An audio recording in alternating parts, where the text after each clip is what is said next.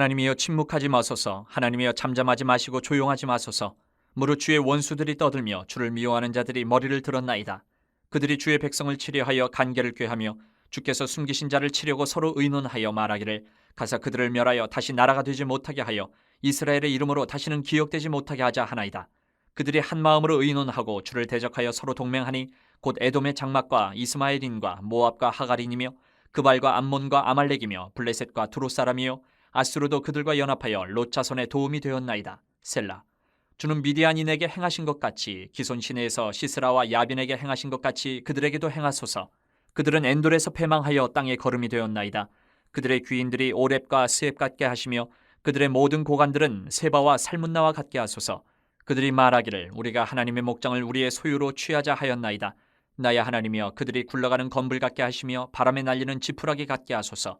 삼림을 사르는 불과 산에 붙는 불길같이 주의 광풍으로 그들을 쫓으시며 주의 폭풍으로 그들을 두렵게 하소서. 여호와여 그들의 얼굴에 수치가 가득하게 하사 그들이 주의 이름을 찾게 하소서. 그들로 수치를 당하여 영원히 놀라게 하시며 낭패와 멸망을 당하게 하사 여호와라 이름하신 주만 온 세계의 지존자로 알게 하소서. 우리가 살아가고 있는 이 세상을 빗대서 많은 사람들이 전쟁터 같다, 전쟁터다 이런 표현들을 종종 합니다. 특히 목회자 입장, 우리 그리스도인들 입장에서 볼 때는 전쟁터가 많은데 특히 영적인 면에서 더 그런 것 같아요. 영적인 면에서. 하나님 나라와 세상 나라의 이 전쟁, 싸움은 그치지 않고 계속됩니다. 우리가 살아가는 동안 계속됩니다. 세상은 한없이 강한 것 같고 견고해 보이고 반면에 하나님 나라, 하나님의 백성은 그 세상 나라 가운데서 너무 약해 보이고 보잘것없이 보이기까지 하는 것 같아요. 그러면 이런 상황에서 이 전쟁은, 영적인 전쟁은 결과가 어떻게 될까?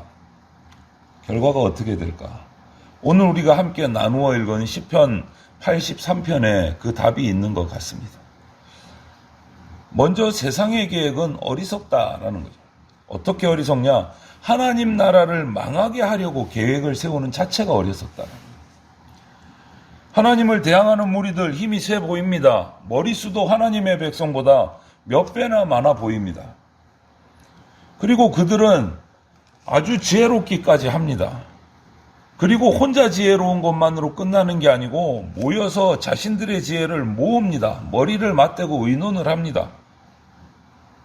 무엇을 목표로 의논을 합니까? 하나님 나라를 망하게 하는 게 그들의 목표예요. 힘도 셉니다. 숫자도 많습니다. 지혜롭기까지 합니다. 그런데 모여서 그것을 가지고 의논까지 합니다. 계획을 세웁니다. 무엇을 위해서요? 하나님 나라 망하게 하려고. 이스라엘의 역사 가운데서도 계속 그런 모습들이 나타나요. 그래서 항상 이스라엘은 이방의 악한 민족들에게 둘러싸여서 고립되어 있는 모습들이 많이 등장을 합니다. 주변의 강대국들은 이스라엘이라는 나라가 다시는 기억되지 못하게 하려고 계획을 짜고 전쟁을 일으키곤 합니다. 그런데 지금 세계의 역사를 보면 수없는 침략을 받았음에도 불구하고 한때는 나라가 완전히 사라져서 성공한 것 같이 보이는 그 상황이 이 역사 가운데 있었음에도 불구하고 이스라엘은 다시 나라를 이루고 있어요. 우리가 이런 모습을 보면서 우리의 마음가짐은 이래야 됩니다. 하나님의 백성은 악한 무리, 악한 나라, 이들의 크기나 규모나 이런 데 압도되고 두려워할 필요가 없다라는 거예요. 없다. 많은 나라가 아무리 힘을 합하고 모여서 자기들의 머리를 맞대고 의논을 해도 하나님의 백성들은 작은 것 같고 그 공동체는 힘이 없는 것 같지만 하나님은 그들보다 더 강하시고 하나님은 그들보다 더 지혜로우시다라는 거. 우리가 이것을 잊으면 안 된다. 그렇기 때문에 우리는 두려워하지 않아도 된다. 하나님은 이미 이 어리석은 악한 계획을, 하나님의 나라를 망하게 하려는 이 어리석은 계획을 다 알고 계시고 그런 계획을 세우고 실행했던 수많은 나라들을 수없이 물리치셨습니다. 그것이 오늘 또 기록이 돼 있잖아요.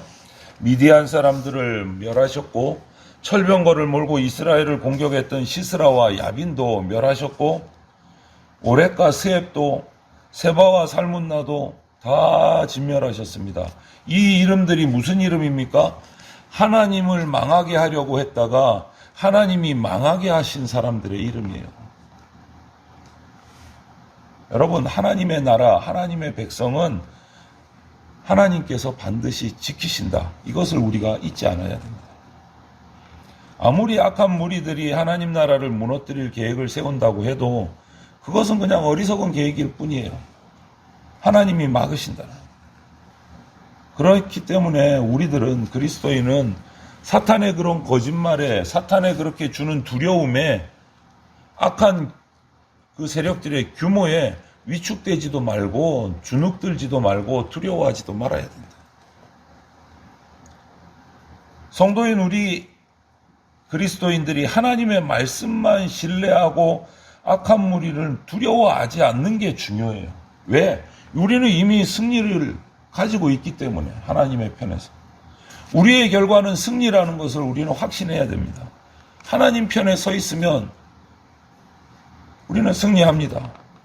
그것을 잊지 말고 내 시선을 항상 하나님께 고정하고 있어야 됩니다. 또 이 어리석은 계획을 돌아보면 어떤 계획이냐면 하나님의 목장을 취하려고 해요. 하나님 나라를 망하게 하려 하고, 두 번째는 하나님의 목장을 자기들이 목장으로 바꾸려고 해요. 빼앗으려고 해요. 이 악한 자들은 특징이 있어요. 자기를 과신합니다. 하나님을 대적합니다. 자기가 하나님을 이길 수 있다고 착각하는 것이 악한 자들의 특징이에요. 성경에 이런 시도를 한 사람들이 참 많이 있는데, 대표적인 사례가 우리 에스더 시대 에스더를 읽어보면 나오는 사람이 있어요. 하만이라는 사람. 하만은 유대인 모르드게가 자기한테 제대로 예우하지 않는 데 대해서 마음이 상해서 분노해서 모르드게의 민족인 유대 민족을 전체를 화풀이를 하려고 했어요. 자신이 바사 페르시아의 고관인 것을 이용해서 자기에게 주어진 권세를 가지고 하나님의 백성들, 유다의 백성의 씨를 말려버리려고 한 정말 어리석고 무모한 시도를 했었습니다. 그 계획은 자신에게 올무로 거꾸로 돌아옵니다. 모르드게를 죽여서 매달려고 세워두었던 장대에 자신이 달려 죽게 돼요. 유대인을 멸하려고 했던 사람들은 이들과 같이 도리어 철저하게 그들이 스스로가 멸망받게 됐어요. 이런 모습들을 시편, 오늘 우리 읽은 83편은 하나님의 목장을 빼앗으려 한다라고 표현을 해요. 하나님의 목장. 하나님의 목장이 어디입니까? 하나님의 시선이, 하나님의 눈길이 항상 바라보고 있는 곳이에요. 어딜까요? 오늘날은 교회 공동체예요. 하나님은 항상 하나님의 교회를 바라보고 계십니다. 살피고 계십니다. 하나님의 눈길이 교회를 향하고 계세요. 교회 공동체를 향하고 계세요. 당신의 백성들이 모여서 예배하고 기도하는 공동체인 교회의 시선을 멈추고 계세요. 그런데 그 교회에 하나님의 목장의 울타리를 허물려고 하거나 또 그 안에 있는 양떼를 해치려고 하면 이것은 하나님을 향한 엄청난 도전이 되는 거예요. 참 어리석은 거예요. 마치 하만이 모르드게를 공격하고 모르드게가 속한 유다 공동체를, 유대인들을 공격하려고 한 것이 하나님 눈에 분노를 사고 저주를 받아서 오히려 자기가 죽게 된 것처럼 똑같은 현상이 나타난다. 이런 시도를 하는 사람, 오늘 본문의 13절에 뭐 같다고요? 굴러가는 건불이나 바람에 나는 지푸라기 같다. 아무 의미 없다라는. 하나님의 진노에 불은 이 건불을 태우고 지푸라기를 태워서 죄로 만들어 버리신다. 어떤 자를요? 하나님의 목장을 해치려는 자들을. 여러분, 우리가 살아가는 가운데 사람들 가운데 언쟁이 있고 싸움이 있을 수는 있습니다. 하지만 우리가 절대로 하지 말아야 될 것 한 가지가 있어요. 하나님과 싸우면 안 됩니다.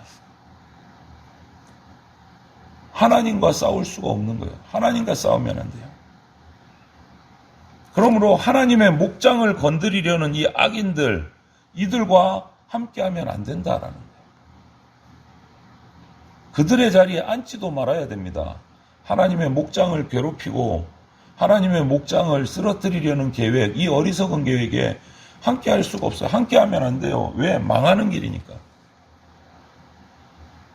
그럼에도 불구하고 우리가 자칫 영적인 분별력이 약해지거나 이르면 이들의 길에 설 수 있다는 것을 우리가 알고 항상 경계하고 조심하고 말씀 앞에 머물러야 됩니다.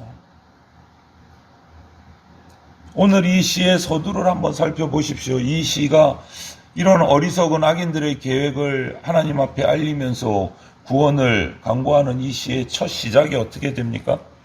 하나님을 2번이나 반복해요. 그리고 또 이어서 다른 표현으로 3번을 반복해서 하나님께 도움을 구합니다.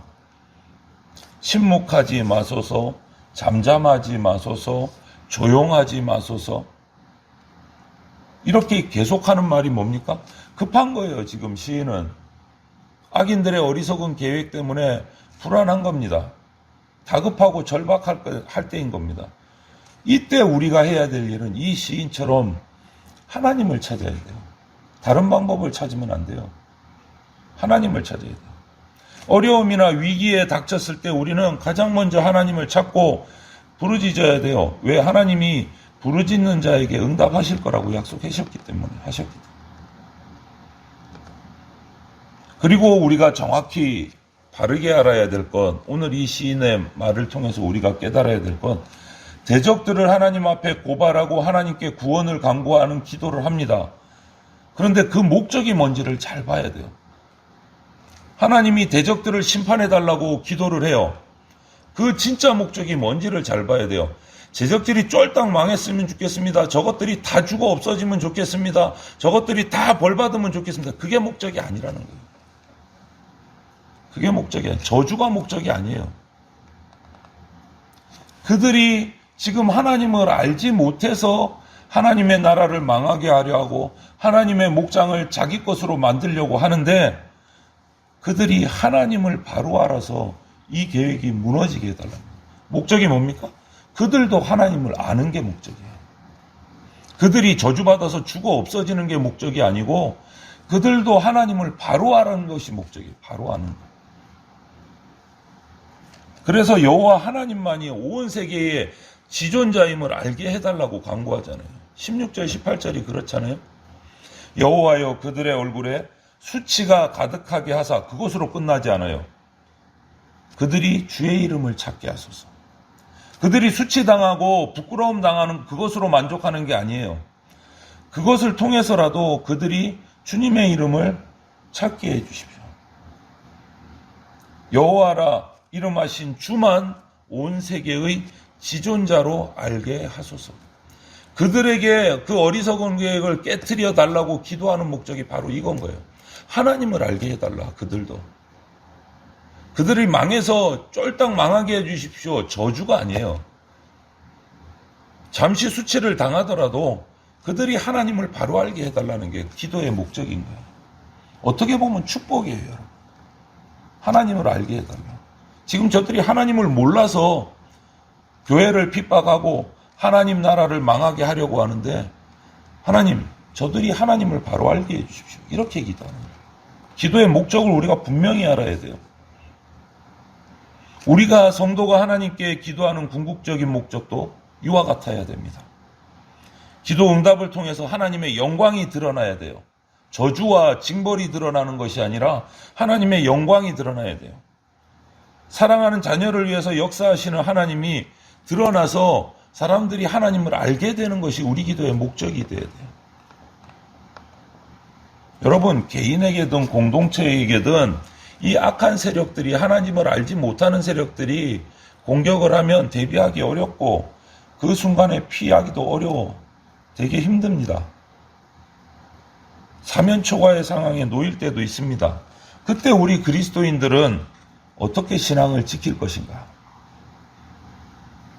그런데 우리는 항상 이렇게 생각하는 경향이 거의 많은 것 같아요. 그런 순간에 간절히 부르짖으면 언제나 기적처럼 하나님이 역사하셔서 구원을 베풀어 주신다. 그럴까요? 아니요, 그렇지 않습니다. 오늘 이 시인을 보세요. 이 공동체를 보세요. 탄식을 하면서 기도하는 거예요. 탄식을 하면서. 오죽했으면 침묵하지 마소서, 잠잠하지 마소서, 제발 조용히 하지 마소서. 첫 기도가 아니라는 거예요. 고통 속에서 수없이 기도했는데 하나님이 잠잠하니까 반응이 없는 것 같으니까 또 기도하고 또 기도한 거예요. 이럴 때 낙심하거나 원망하는 것이 아니고 우리 개인 그리스도인과 신앙 공동체에서 신앙의 깊이가 필요한 겁니다. 에이, 몇 번 기도했는데 며칠 금식했는데 아무 응답 없으시네. 에이, 아닌가 보다. 이게 아니다라는 거예요. 그런 신앙의 깊이가 필요한데 그 신앙의 깊이는요, 한순간에 뚝딱 이루어지는 게 아니다라는 거예요. 오늘 시 84편에서 공동체가 그러했듯이 끊임없이 하나님을 기억하고 생각하고 우리가 살아오는 날 동안 하나님께서 임재하셨던 그 하나님의 은혜들을 기억하면서 지금 현실에 닥친 고통들 가운데서도 그 하나님의 은혜를 기대하고 인내해야 된다. 그것이 신앙의 깊이가 깊어지는 길이다. 세심한 노력이 필요하다라는 거예요. 끊임없이 그러기 위해서 말씀을 읽고 묵상하는 데서 우리는 그 깊이를 더할 수 있다라는 거예요. 끊임없이. 어느 날 며칠 뚝딱 금식했다고, 며칠 기도원 올라갔다 가서 부르짖어 왔다고 뚝딱 생기는 신앙의 깊이가 아니다라는 거예요. 매일매일 날마다 말씀을 묵상하며 말씀을 읽고 기도하며 예배하며 그 가운데 쌓여지는 것이 신앙의 깊이다. 여러분, 세상을 두려워하는 것은 성도로서 하나님을 신뢰하지 못하는 반응이에요. 세상이 아무리 견고해 보여도, 아무리 강해 보여도, 악한 사람들의 계략이 아무리 대단해 보여도 하나님은 더 강하시다라는 것을 우리가 잊지 말아야 됩니다. 하나님을 대적하는 것이 가장 어리석다는 것도 기억해야 돼요. 하나님은 언제나 우리를 눈동자처럼 지키시고 우리를 품 안에 안고 계십니다. 하나님 안에서 오늘도 평안을 누리십시오. 두려워하지 마십시오. 전쟁은 하나님께 속한 겁니다. 오늘 하루도 이 하나님과 지극히 높으신 하나님과 동행하셔서 승리하고 평안을 누리는 주의 백성들이 다 되시기를 주님의 이름으로 축원을 드립니다. 아멘.